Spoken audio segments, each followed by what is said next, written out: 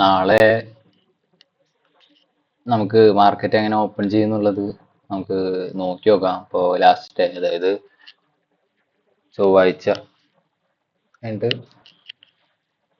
ബുധനാഴ്ച 27-ാം തീയതിയാണ് നമ്മളിപ്പോൾ അവസാനം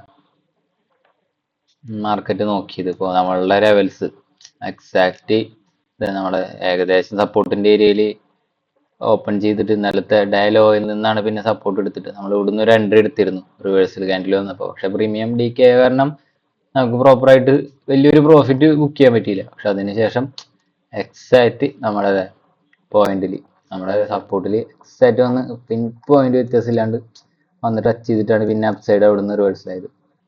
പിന്നെ നമ്മള് ഈ മന്ത് ഇപ്പൊ അവസാനത്തെ ദിവസം അപ്പൊ നാളത്തോട് കൂടിയിട്ട് നമ്മുടെ മന്തിന്റെ ഈ മന്ത് മെയ് അവസാനിക്കുന്ന കാരണം പിന്നെ നമ്മൾ ഓൾറെഡി പ്രോഫിറ്റ് ആയതുകൊണ്ട് ഇനിയിപ്പോ എൻട്രി എടുക്കാനുള്ള യാതൊരു ചാൻസും ഇല്ല. പക്ഷെ നമുക്ക് എന്തായാലും അനാലിസിസ് നോക്കി നോക്കാം.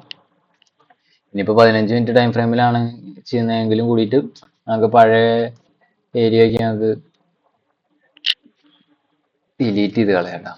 ഓക്കെ, ഇനിയിപ്പോ മെയിൻ ആയിട്ട് മുകളിലേക്ക് നോക്കുക വെച്ചെങ്കിൽ കുറച്ച് ഗ്യാപ്പ് അതേപോലെ താഴെ ഒരു ഗ്യാപ്പ് ഉണ്ട്. അപ്പൊ അതൊക്കെ നമുക്ക് ആഡ് ചെയ്തിടാം.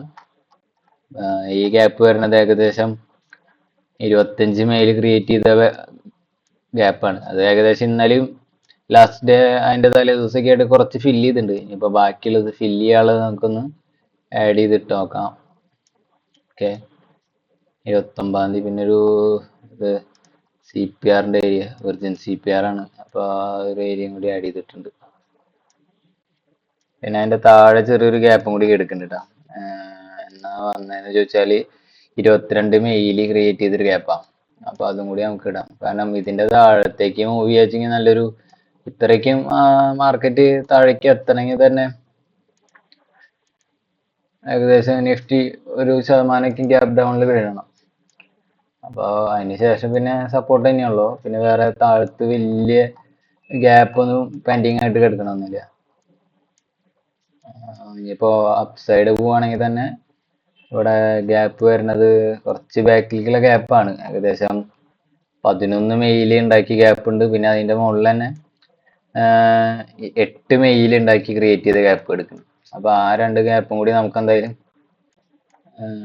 ഡ്രോ ചെയ്തിടാം.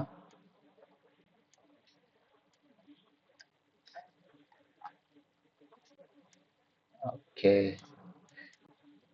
അപ്പൊ അതായിട്ടാ.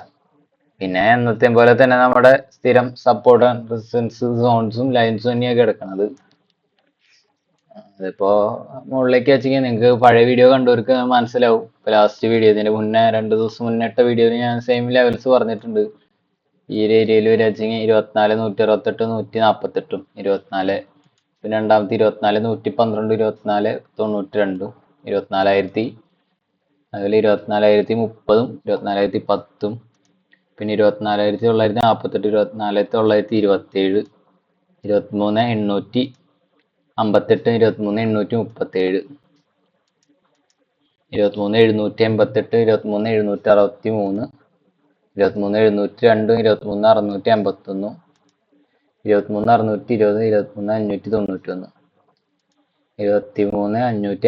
23,588, 517 വരുന്നുട്ടോ. പിന്നെ ഈ ലെവൽസ് ഒക്കെ ഇങ്ങനെ വരച്ചിട്ടാൽ മതിയാവും.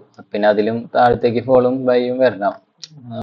സെല്ലല്ലെങ്കിൽ വന്നാൽ മാത്രമേ പിന്നെ അത്ര ഒരു മൂവ്മെന്റ് നോക്കണ്ടു. ഇനിയിപ്പോ നമുക്ക് നമ്മളെപ്പോഴും നോക്കണ പോലെ സി പി ആർ നോക്കി നോക്കാം.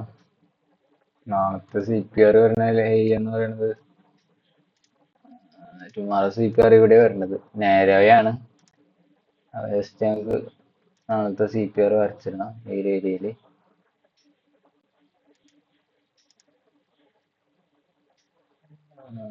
സി പി ആർ ഓക്കെ, അപ്പൊ ഇതാ വരുന്നത് ഓൾമോസ്റ്റ്. പിന്നെ ഇവിടെ ഒന്നും ഇല്ല. പിന്നെ ഇപ്പൊ ലാസ്റ്റ് ഡേ തന്നെ സി പി ആറിന്റെ ഉള്ളിൽ നിന്ന് റിവേഴ്സൽ തന്നത് അത്യാവശ്യത്തിനായിട്ട് നടന്നു സി പി ആർ. അപ്പൊ എല്ലാം കൊണ്ടും ഇപ്പൊ നാളത്തെ വ്യൂ എന്താന്ന് വെച്ചാല് ഇനിയിപ്പോ നമുക്ക് വ്യൂ മെയിൻ ആയിട്ടുള്ളത് നോക്കാം. നാളത്തെ മെയിൻ വ്യൂ എന്താന്ന് വെച്ചാല് ഒരു ഗ്യാപ്പ് അപ്പ് ആണ് തുടങ്ങുന്നതാണെങ്കിൽ ഇപ്പൊ ഫ്ലാറ്റ് ഓപ്പണിംഗ് ആണ് ചെയ്യുന്നത്. ഫ്ലാറ്റ് ഓപ്പണിംഗ് വെച്ചാൽ ഒന്നല്ലെങ്കിൽ ഇവിടുന്ന് മുകളിലേക്ക് പോകാനുള്ള വ്യൂ, അല്ലെങ്കിൽ നേരെ താഴത്തേക്ക് എന്നുള്ള രീതിയിൽ. കാരണം താഴത്തുള്ള ഗ്യാപ്പ് ഫില്ല് ചെയ്യാനുള്ള ചാൻസ് ഉണ്ട്. ഇപ്പൊ അവസാനത്തെ 2 ദിവസമായിട്ട് കണ്ടിന്യൂസ് ആയിട്ട് മാർക്കറ്റ് ഡൗൺ സൈഡ് ആയതുകൊണ്ട് തന്നെ ഒന്നല്ലെങ്കിൽ ഒരു ചെറിയൊരു ഗ്യാപ്പ് ഡൗൺ, അതായത് ഇങ്ങനെ വരാം, ചെറിയൊരു ഗ്യാപ്പ് ഡൗണിൽ ഓപ്പൺ ചെയ്ത് തിരിച്ച് റിവേഴ്സിൽ ഇറങ്ങി വരാം. ഓക്കെ, അപ്പൊ അതൊരു ഇതായിട്ട് കാണാം, കാരണം ബാക്കി പെൻഡിങ് ആയിട്ടുള്ള ഇത്. ഇനിയിപ്പോ അതല്ല, മിക്കതും ഇപ്പൊ താഴത്തേക്ക് ഇതേപോലെ ഗ്യാപ്പ് ഡൗൺ ഓപ്പൺ ചെയ്തിട്ട് തന്നെ വരാനുള്ള ചാൻസ് കൂടുതൽ. അല്ല പിന്നെ ഗ്യാപ്പ് അപ്പിലൊന്ന് ഓപ്പൺ ചെയ്ത് ഇതേപോലെ താഴേക്ക് വരാം. ഇതിലാണ് മെയിൻ കേസ് വരുന്നത്. ഇപ്പൊ ആദ്യം പറഞ്ഞ പോലെ ഒന്നാൽ ഫ്ലാറ്റ് ഓപ്പണിംഗ് ആച്ചെങ്കിൽ താഴത്തേക്ക്, അല്ലെങ്കിൽ ഫ്ലാറ്റ് ഓപ്പണിംഗ് ആച്ചെങ്കിൽ മുകളിലേക്ക് എന്നുള്ള രീതിയിൽ. ഇനിയിപ്പോ ലാസ്റ്റ് ഏരിയയിൽ ലാസ്റ്റ് ടൈം ഒക്കെ വരികയെങ്കിൽ, ഇത്രയും നല്ലൊരു ഫോളൊക്കെ വരികയെങ്കിൽ പലപ്പോഴും ഈ ഒരു ഏരിയ എന്നൊക്കെ റിവേഴ്സിൽ അപ്പ് സൈഡിലേക്ക് പോയിട്ടുണ്ട്. അപ്പൊ ഇവിടുന്ന് ഒരു തിരിച്ച് മുകളിലേക്ക് പോകുന്ന രീതിയിലുണ്ടെങ്കിൽ അതും കൂടി നമുക്ക് കൺസിഡർ ചെയ്യാം. ഈ കേസാണ് മെയിൻ ആയിട്ട് വരുന്നത്. ഇപ്പൊ CPR ആണെങ്കിൽ അത് എല്ലാം ഇങ്ങനെ തന്നെയാണ് ഇപ്പൊ ഞാനും കൺസിഡർ ചെയ്യുക.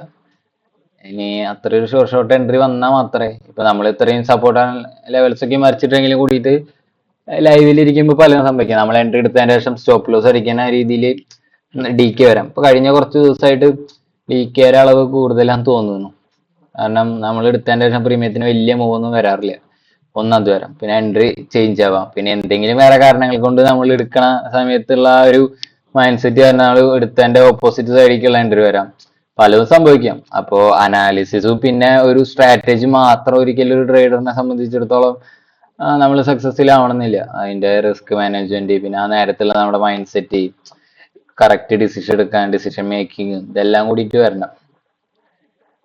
അപ്പോ നിങ്ങൾക്ക് എന്തെങ്കിലും ഈ ഇപ്പൊ ചെയ്ത് ലെവൽസും കാര്യങ്ങളൊക്കെയും ഡൗട്ട് എന്തെങ്കിലും ഉണ്ടെങ്കിൽ നിങ്ങൾക്ക് കമന്റ് ബോക്സിൽ ചോദിക്കാവുന്നതാണ്. അതേപോലെ തന്നെ ഈ ഇങ്ങനത്തെ അനാലിസിസ് വീഡിയോ നിങ്ങൾക്ക് ഉപകാരപ്പെടുന്നുണ്ടെങ്കിൽ നിങ്ങൾക്ക് പറയാം. അപ്പോൾ നമുക്കത് കണ്ടിന്യൂ ചെയ്യണമെങ്കിൽ കണ്ടിന്യൂ ചെയ്യാം. നിങ്ങൾ എന്തായാലും ഞാൻ ചെയ്ത് നോക്കി നോക്ക്, മാർക്കറ്റിൽ എത്രത്തോളം അത് ആക്ട് ചെയ്യുന്നുണ്ട്, അതുപോലെ റിസൾട്ട് കാണിക്കുന്നുണ്ടെന്നുള്ളത്. അപ്പൊ അതിനനുസരിച്ചിട്ട് എന്തായാലും നിങ്ങൾക്ക് ഒരു കോൺഫിഡൻസ് വരുമല്ലോ. അപ്പോ പുതിയൊരു വീഡിയോ ആയിട്ട് വരും വരയ്ക്കും. ബൈ.